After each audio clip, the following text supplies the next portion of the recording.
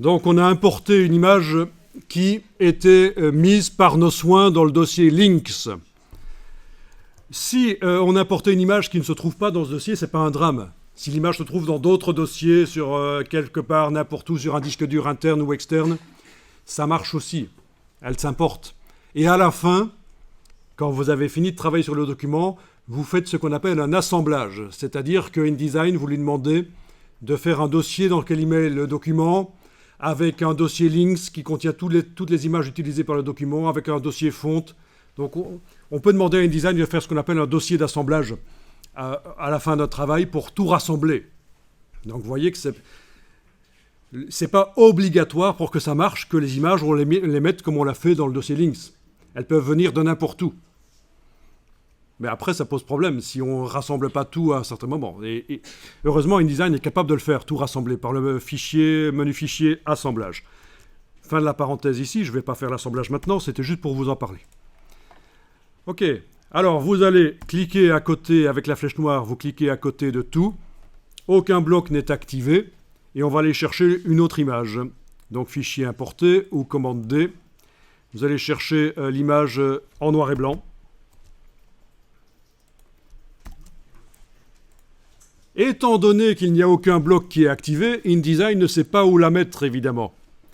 Elle est dans le curseur. On dit que l'image est dans le curseur. Si vous cliquez, elle arrive sur le plan de travail. On va annuler parce qu'il faut qu'elle soit dans le curseur. Édition annulée importée. Elle est retournée dans le curseur. On va cliquer sur le bloc rose ici. Exactement, pas sur le bord. Hein. Sur le bloc rose ici, on va cliquer. Et elle y va. Voilà. Alors, chez vous, c'est pixelisé ? Mais faites un effort. Hein. Ça, encore une fois, c'est les jeunes, il ne faut aucun effort.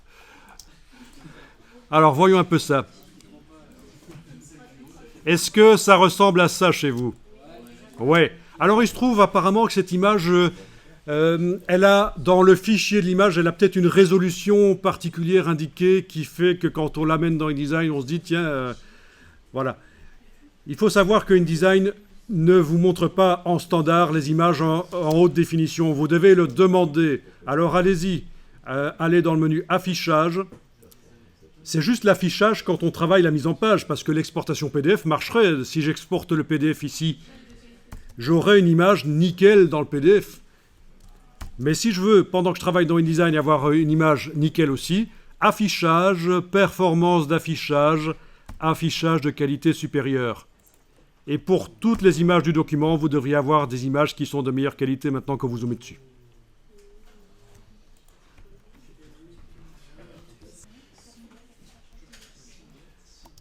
Bien. Alors, il ne faut surtout pas garder un bloc activé pendant que vous allez chercher la troisième image, sinon elle va arriver dedans. Ben, écoutez, on va mettre la troisième image dans le bloc de la page 25. Ceux qui veulent peuvent, s'ils veulent, aller dans le Finder, donc le gestionnaire de fichiers du Mac. Vous voyez, Finder, quand vous êtes au niveau du gestionnaire de fichiers. Allez dans le dossier Links, voilà. Et l'image ici, vous pouvez voir qu'on peut aussi faire du glisser-déposer dans InDesign normalement. En prenant le fichier là, en le déposant là, ça marche. Ça peut être sympa aussi de créer des compositions, des mises en page en prenant les fichiers. Même afficher sous forme d'icône, ça ne me pose pas de problème. Hein. Je ne suis pas contre les icônes. Hein. Voilà, on peut les afficher sous forme d'icônes et les déplacer dans des blocs vides dans InDesign, ça va marcher. Bon, ceux qui ne veulent pas tester le glisser-déposer peuvent faire fichier importer et aller chercher cette troisième image dedans. Et la mettre dans le bloc, voilà. Par une des deux méthodes qu'on a vues, soit sélectionner le bloc à l'avance et forcément elle arrive dedans, soit ne pas sélectionner le bloc et cliquer sur le bloc quand l'image est dans le curseur.